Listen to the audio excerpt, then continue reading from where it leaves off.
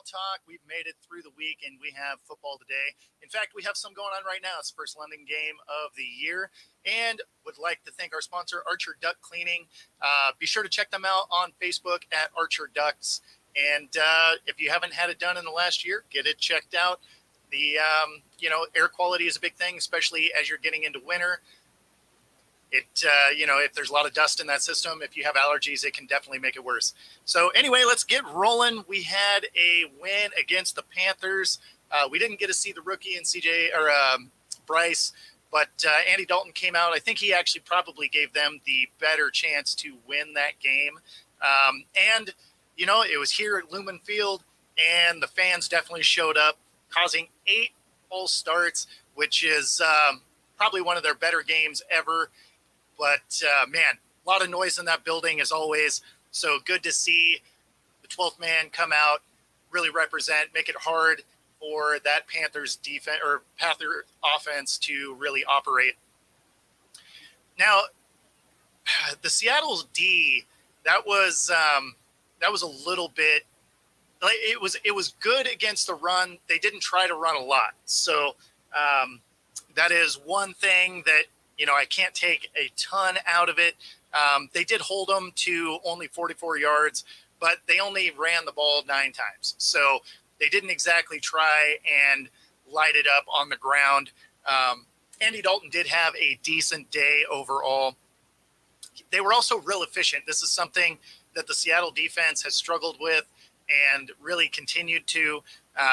They were a little bit over 50%, going 10 for 19. This is an area that the Seattle defense really has to try and figure out, is how to get off the field. It's something they've struggled with all season, and it was just another one on Sunday.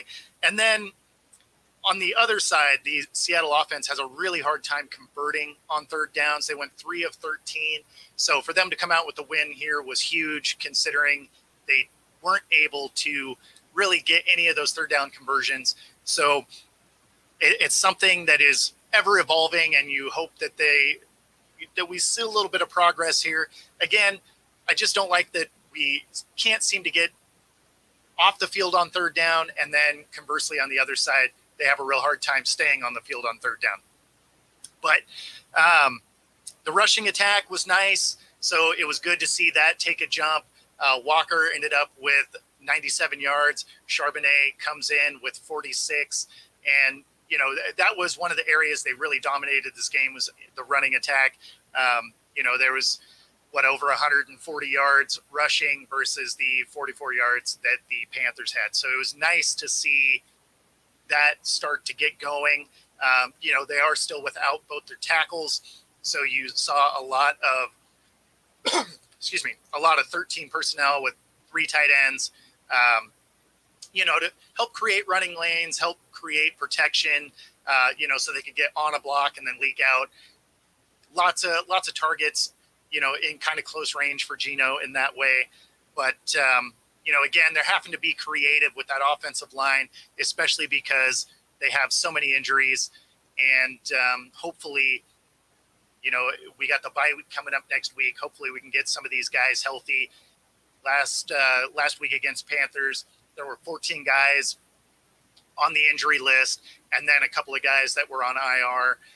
And going into this week, it's still a lot of guys, but they are starting to get a little bit healthier. There's 11, again, also not including their guys on IR.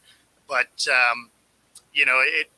hopefully with this bye week coming up next week, after they, meet up on Monday night, they can start to get right. I don't love an early bye week, but man, this Hawks team definitely needs it. And then DK looked good. He came out with 6 catches for 112 yards. So nice to see him getting back involved. The rest of the receiving core wasn't so fortunate as far as yardage totals, but it was a decent day overall for the rest of the guys. Let's see, we got Lockett. So Lockett was an interesting one because he had such a nice day against Detroit and is such a normal staple in this offense. especially because generally catches everything. He did have a drop in that game. Not to say that the defender wasn't absolutely all over him, but he ended up with just a very small 3 for 34 yards kind of day. Now, Geno did distribute the ball pretty well, but, again, at the end of the day, you usually expect to see more out of Lockett than he was involved in. That being said, Geno was what you would expect out of Geno. He was over 60% passing for 296 and a touchdown. He did finally throw his first pick of the season, so there is that. But it was a bad read, right? Like he threw it across the middle, and it was a great jump, interception. So it's just I don't know if he just didn't see the guy or how it went down, but it was a bad toss overall. But again, it was his first one of the year. He is going to throw a couple of those, but by and large, he was efficient, relatively safe with the ball outside of that. And, so he's doing everything you expect to see out of Geno. The secondary was kind of vulnerable, but, Kobe Bryant wasn't out there. You also didn't have Woolen out there. They did run a fair amount of nickel-style coverages to try and make up for that. They gave up some yards in the air, but again, they were able to protect the ground game, which is nice to see, as bad as they've been against the run. Let's see. So what we've seen out of Bryce, I really think that Andy Dalton was the better matchup, as far as giving them a chance to win. Now, granted, Bryce was out because he was hurt, and he is back for this week. So it wasn't an indictment on him not being there, like he was injured. But he's a rookie. He's going to make mistakes. Dalton is that, that veteran that kind of knows how to navigate different situations. So I think he really definitely gave them the best option to win. As a Hawks fan, I'm glad they didn't. But so yeah, all right. So we got questions. Where is Seattle with the D? Will they improve? So, I mean, if it stays true to where they've been over the last few seasons, it has been a slow start, and then they've kind of built as time's gone on.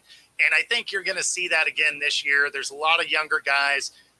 Obviously, a lot of players are hurt. Of the 11 guys, or last week, 14 guys, a vast majority of them were on the defensive side of the ball. So, that's just an ever-evolving thing. I do think they get better as the year goes on, especially as guys start to get healthy.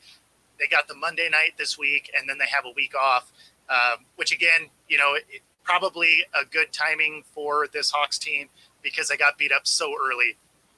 So do I think they improve? I do.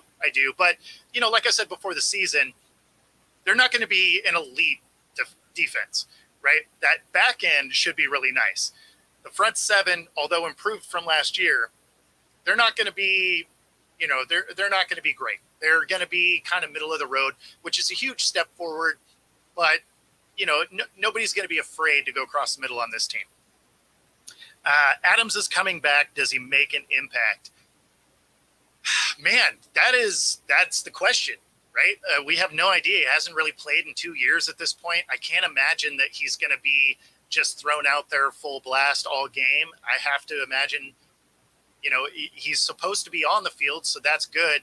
But do I think he's going to play a significant amount of snaps? Probably not. He realistically is going to be on a little bit of a pitch count just to make sure that everything is okay. Plus, they're not used to using him yet, so they got to figure out, how far back is he? Because doing well in practice and doing well in a game are very different things. So I think his usage is going to be kind of predicated on what success he has right away. If he is getting torched in coverage and stuff like that, they probably will use him a little bit less. But that being said, I still don't think he's going to be a 0 to full blast. I think he's going to have kind of limited snaps just to get him back into game speed. But hopefully he makes an impact. Hopefully there's something there. But, we'll see. We'll see. On paper, the D looks good, and on the field, not so much. You're not wrong. You're not wrong.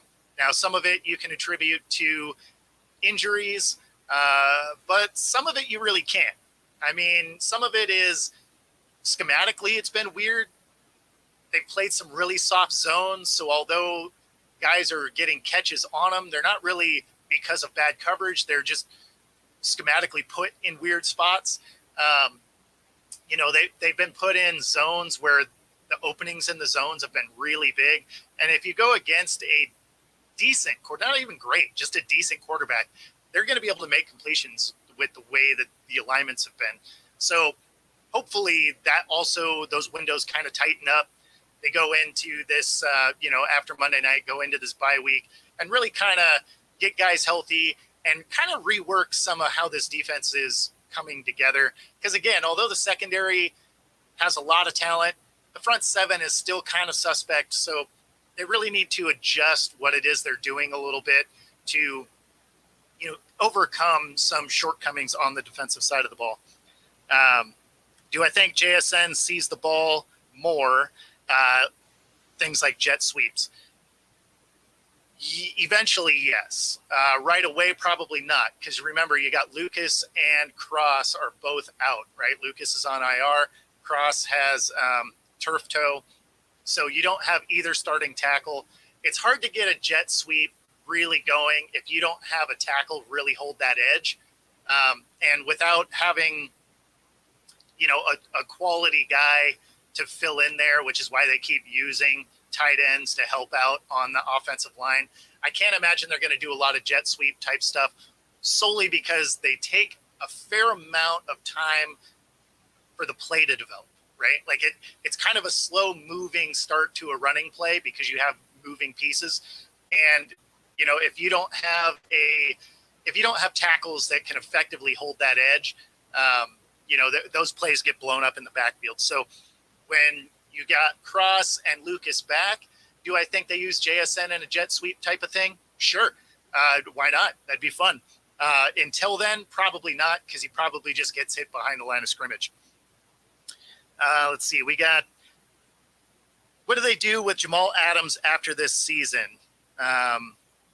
So they do have an out after this season. I think that will largely depend on what he does moving forward. So if they have an out after this season, and then that would make the dead cap roughly $20 million, if I remember right. And it really comes down to, is he injured again? If he's injured season, I have to imagine or if he comes back for like if his style isn't what it once was, then I mean, at some point you have to concede the fact that it just didn't work and move on, right? Stop doubling down on something that didn't work. Now, up until this point, you really couldn't do anything with his contract anyway. He was injured. Nobody was going to take that on. You couldn't cut him because the dead cap was huge. So you pretty much just had to keep him on the roster, especially through this year anyway. Next year, because there's an out, $20 million of dead cap, although painful, wouldn't be the end of the world. So if Adams comes in and he's not as good as he once was, or if he gets injured yet again, then I have to imagine that they probably move on. Obviously, that's not what you hope for, right? You hope that he is able to come in, make a huge impact, be the Jamal Adams that they were trying to go get from the Jets. Even at the time that we got him, I thought it was a reach and sort of a panic mode type of move. But, at the end of the day, he's on the roster now. So if he could make a huge impact, that would be awesome for sure. But yeah, I mean, tough to say. I would imagine no matter how it goes down, though, they're probably going to restructure his deal a little bit or move off him anyway. Let's see. Why are there so many injuries? So this is something I've talked about on numerous other shows. And I think the biggest thing is the fact that starters just don't play in the preseason anymore. I don't really like the direction the NFL has gone. I understand they're trying to keep people from getting hurt, but you have OTAs, they don't get a hit. You have preseason, there's very limited hit in practice. And then starters, most of the starters don't play at all. And so a lot of times your first live game, live action, is in week 1, right? So now week 1, which is a game that matters, is now everybody's first preseason game. And you haven't been taking live reps, through that first week. So, I mean, at the end of the day, you're going from 0 to 100. Now, I mean, not to say that they're not running and doing all of that, but there's nothing you can simulate on a practice field that's quite the same as game day. And because there's so little hitting, some of these injuries that probably would have happened during, the last week of OTA or the first week of preseason, that you had time to work through and then you were ready for week 1. Now those injuries are starting to happen in week 1. And now you're seeing guys that are lost for 3 or 4 games that matter, as opposed to they get injured in the preseason and it's soft tissue, something like that. And, they're able to come back for week 1 or week 2 or whatever. So you're kind of seeing guys move their injuries from when it used to be in the preseason to now they're just week 1. Now, did people tear ACLs and stuff in preseason? Sure, it happens. But it happens in practice too, right? I mean, that's how Diggs goes down this year for Dallas, right? It wasn't in a game. That was in practice. So, I mean, it can happen at any time. It's just, I would rather some of these soft tissue injuries get done in the preseason or OTAs by allowing these guys to hit and actually, get their bodies ready for game speed than, having it happen week 1 and you lose one of your players for, 3-4 weeks right at the beginning of the season. But that's just my personal feeling on injuries. Obviously, nobody wants to get hurt in the preseason. So, if you get hurt in the preseason, obviously that immediately is the counterpoint where they're like, look, we shouldn't have done this because, then he wouldn't have been hurt for the season. It's like, well, maybe, right? Or maybe he just gets hurt week 1. And then instead of coming back week 1 or 2 from an injury, he's going to come back week 5. So, just a couple of different schools of thought on it. But I do think they're getting a little bit too far away from, the prep to the season. It's also why you're seeing offensive struggle so much, right? Because there may be a lot of positions that do okay without a ton of practice, but offensive line is one. It's all built on timing. And so, they really need to be able to kind of have those live reps together. And then timing routes from your quarterback to your receiver. Those are real important in game speed, because you may be able to dial it up just fine in practice, but it's not quite the same as game. So these are little things that kind of leak into the season where you end up with really ugly football to start week 1, week 2. Or, in this case, we're still seeing some ugly football. We have 4 0-3 teams, and they all play each other this week. So there's that.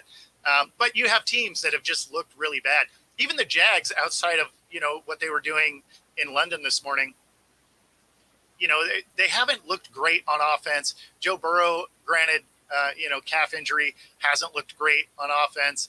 Josh Allen, he throws 4 picks week 1. So there's so many things that show you that these guys need to play in the preseason. One for injuries, one for timing.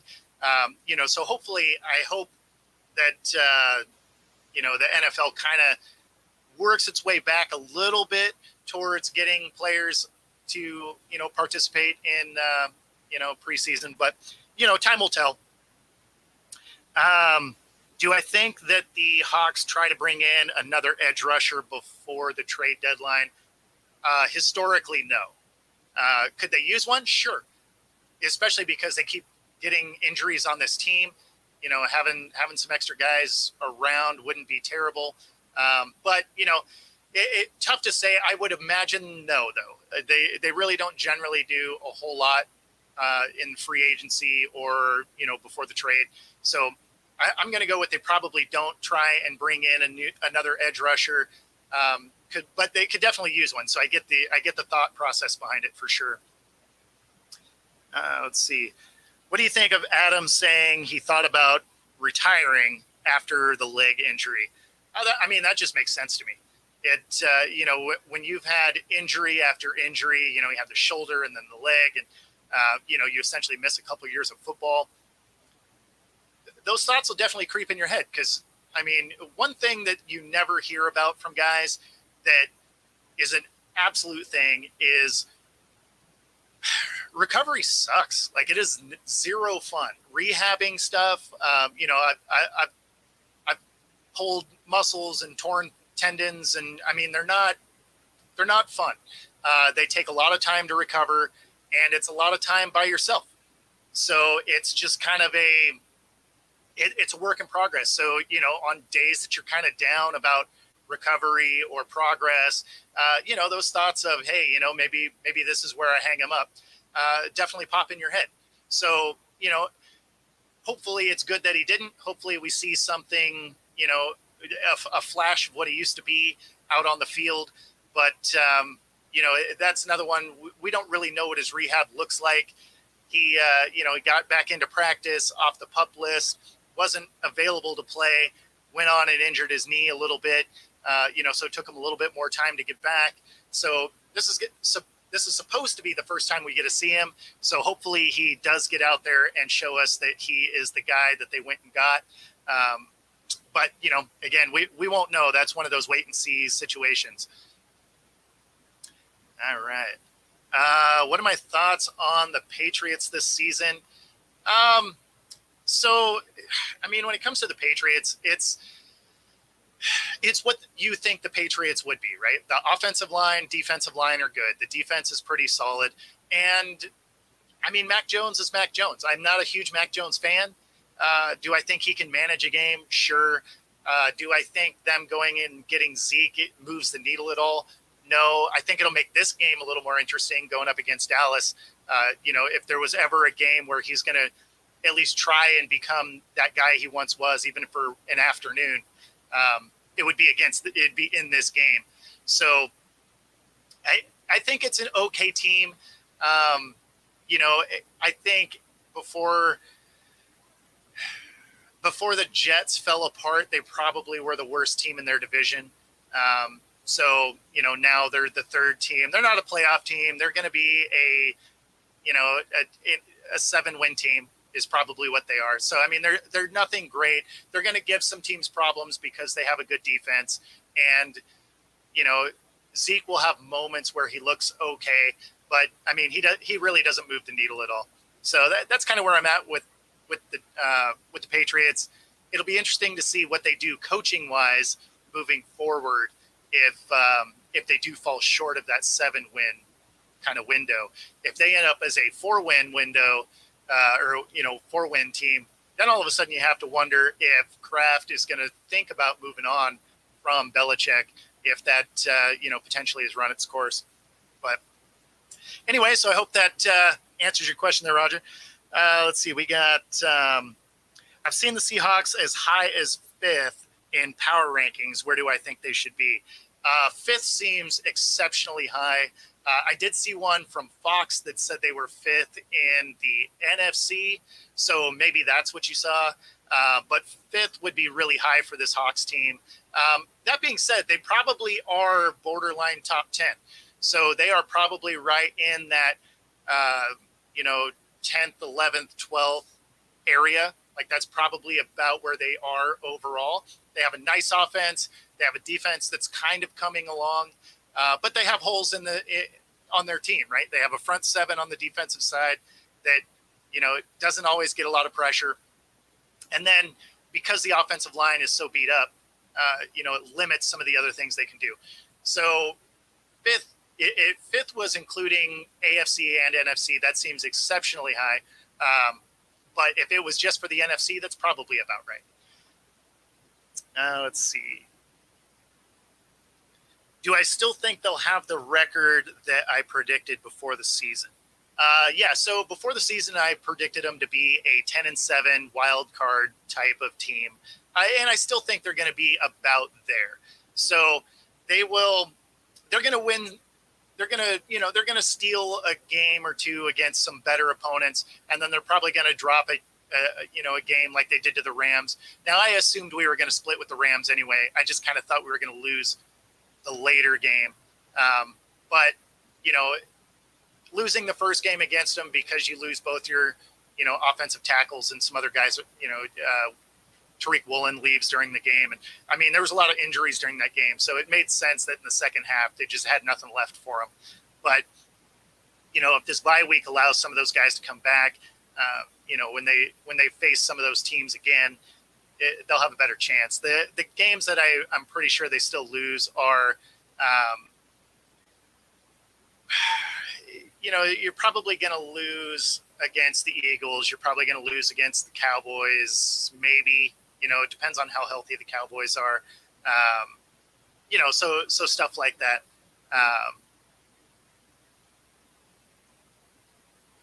Oh, right on. That Mexico, that's rad. Very cool. Very cool. Yeah, definitely. Thanks for watching. I really appreciate it. So yeah, it's speaking of Mexico. When I was in Mexico, did I go to the game in Mexico City?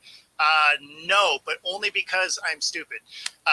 So I had NFL Game Pass, and it allowed me to have. So I had Game Pass for Mexico, and it allowed me to pre-purchase a ticket to the Mexico City game. Obviously, it wasn't a Hawks game, but I believe it was Arizona 49ers. And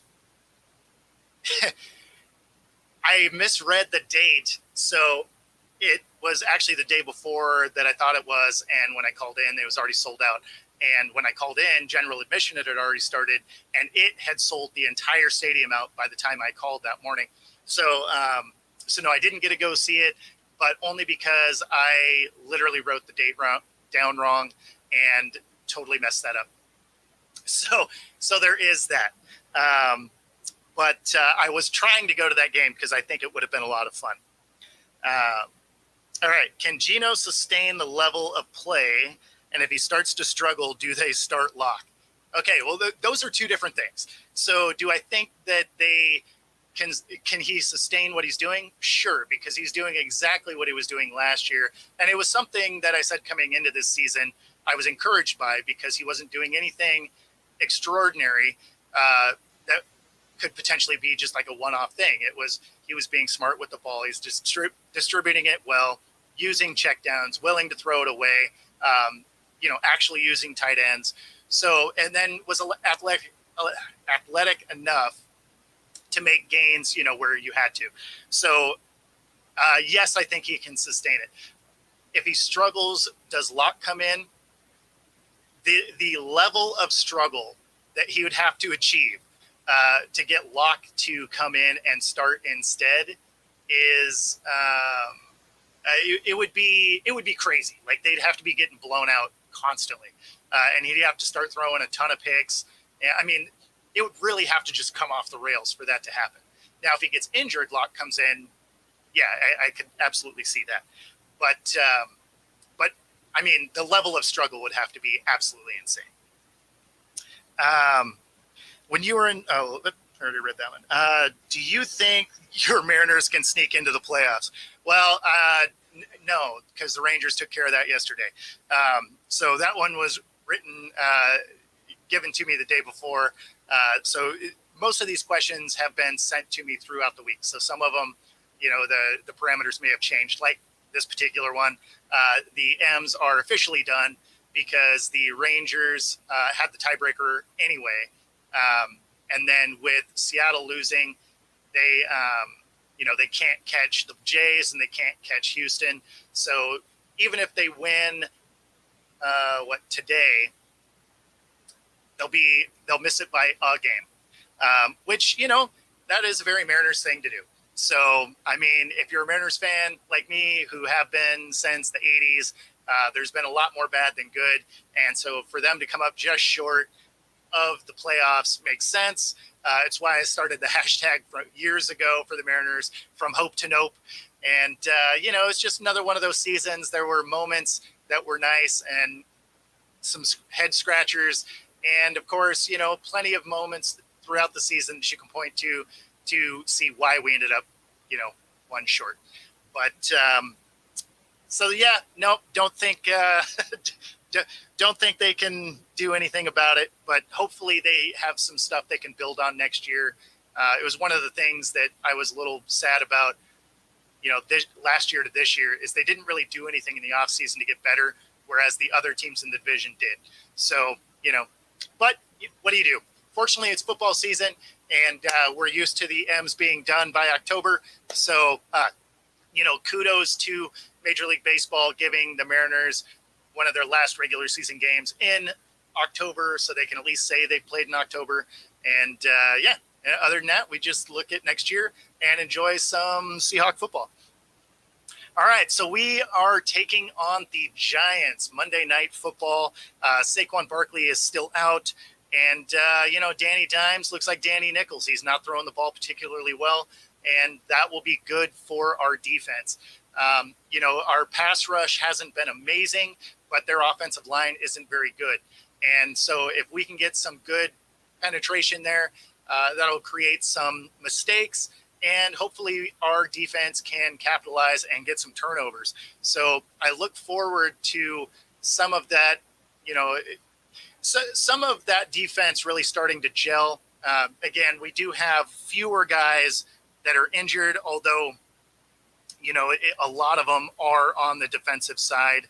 So, as we go into this game, we do have a little bit less injuries, but as it sits right now, Julian Love is questionable with a hamstring. Quandre Diggs is questionable.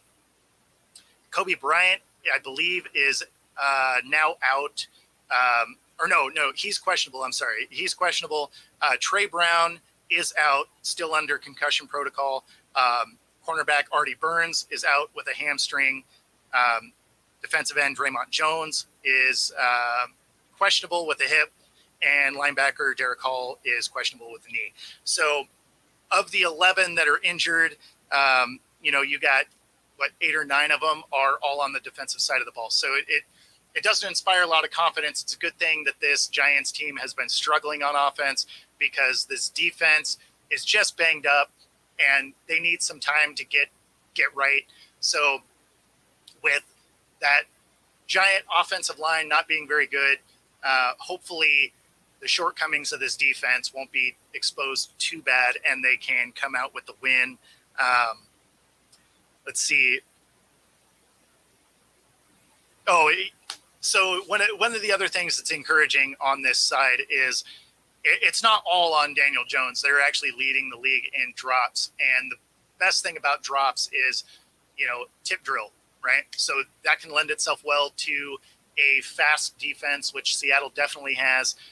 They're probably going to play similar to last week with a lot of nickel-style defense, where they have 5 DBs on there, just because no one's afraid of the running game from New York without Saquon in the backfield. So they're going to be able to play a little bit freer, on the back end, and then they're going to be able to kind of come after Daniel Jones, and hopefully that will be the difference in this game. And of course, the Seattle offense is good. Now the Giants defense has kind of been hit or miss. Week 1, they get absolutely smoked, right? 40-0. The next week they play the Cardinals, and it was the tale of two halves. They were down 20-0 going into halftime. At one point they were down 27-3. Now the fact that they were able to come back and win, awesome. Good on them. But it shows some real inconsistency in the team, and so that's something that I think this Seattle offense, because it can score, it moves the ball fairly well. They should be able to expose some of that defense. And then because that, Giants offensive line hasn't been great, hopefully the front 7 can really create some situations where we can get some turnovers on the backside. Now, on the offensive line, you still have, Abraham Lucas out. He's on IR. He'll be available coming out of the bye week, in theory, provided, he's still progressing there actually hasn't been a lot of information about how he's doing and how he's progressing so far. So we don't really know if Lucas is going to be available after the bye week, but hopefully he will be. And then Cross, similarly, he is. I know he's listed as questionable, but I think he's still out for today, which means you're still going into this without either one of your starting tackles. And at that point, you're going to probably run a lot of offense, similar to how you did last week, where you have, multiple tight ends in to help block and, situations like that. So that's going to be kind of kind of a question mark, because now also on your injury list is your offensive guard and Phil Haynes and your center and Evan Brown. So without tackles and a guard and a center, those rushing lanes are going to be really tough to open up. So I would imagine this is going to be a very pass-heavy offense with a lot of, kind of schemed blocking with tight ends to create screens and, kind of shallow passing, which, I mean, when you got guys are hurt, you just have to scheme up kind of things that will help your team win. And although it won't be pretty offense, it should be good enough against this Giants team. The one thing that's real surprising about the way that they've been using tight ends for blocking along the offensive line is so far until this week, Will Dissly is the only tight end that's been hurt in having to take on those roles. And he has a shoulder injury. Now, I think he is questionable, but I think it sounded like he was going to play. So although he's a little bit banged up, it sounded like he's still going to be able to hit the field. Obviously, you still have Fant out there too. Overall, this tight end group has really stepped up in a way that isn't going to hit a stat sheet, but is really impressive in the way that they have been coached up and the drive that they have to help their team. Because when you are in those blocking situations, you're not putting up stats. It's not going to hit Sports Center. You're not going to see anything really talked about outside of, someone like me that, likes what they're doing schematically just to try and help that passing game out and, create opportunities. So,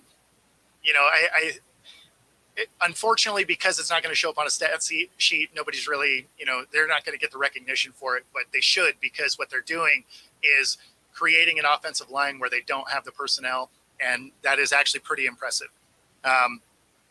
Overall, I want to say this is a very winnable game for the Hawks. It is probably going to be a tighter game than it should be. It is in New York, so, they do have to travel. It's prime time, so, I'm not worried about that. It's not like Geno is Kirk Cousins or anything where he shies away from the bright lights. I think where Geno has shown he still has a little bit of an issue is if he has to come from behind at the end. That's one where he hasn't had a ton of come from behind victories. So that's something also. It just, some of it is lack of reps, right? I mean, it's tough to have a bunch of those if you haven't had the opportunity to do a bunch of those. And, sometimes it's because you're far enough ahead that you don't have to. So, I mean, I'm not saying that it's an indictment on him by any means, but, it's the only thing that I don't know if you can trust him yet is, we watched him do one last year, but it was late in the year. And outside of that, didn't really have to. So we still don't really know if that part of his game has evolved along the way, but and hopefully it doesn't come down to that in this one, because in that environment on the road, sometimes those add more challenges to it than it needs to. But yeah, so after this, they got the bye week. Hopefully they can get some of their guys healthy, get some of their guys back from IR. And of course, this is our first week for Adams. So hopefully we see some good stuff on tape. He'll be able to, then have the bye week to, get over any bumps and bruises that he might sustain during this, especially because he hasn't had real live game reps and everybody else is, 4 weeks ahead of him when it comes to that. So hopefully he can get in, make a little bit of an impact, and then get right over the week and a half before the next game. And yeah, so again, thanks for tuning in to Hawk Talk. Be sure to like and subscribe. Subscribing is such a huge thing on my end. We're trying to hit that 1,000 subscribers. It's what helps us kind of continue bringing you content. So if you're watching this, please be sure to like and subscribe. It is very, very helpful. And of course, we're doing this on a rare Sunday, which, we don't typically do. Usually this is a Friday morning show, but, at the end of the day, here we are. So go enjoy some football on Sunday where we don't have to worry about our team having to play. We got them on PrimeTime Monday night. Other than that, be sure to tune in to Monday morning, 6 a.m. here on the Pacific Coast for Mr. U and I. We always talk about football from the weekend. And other than that, I'll see you guys in the morning.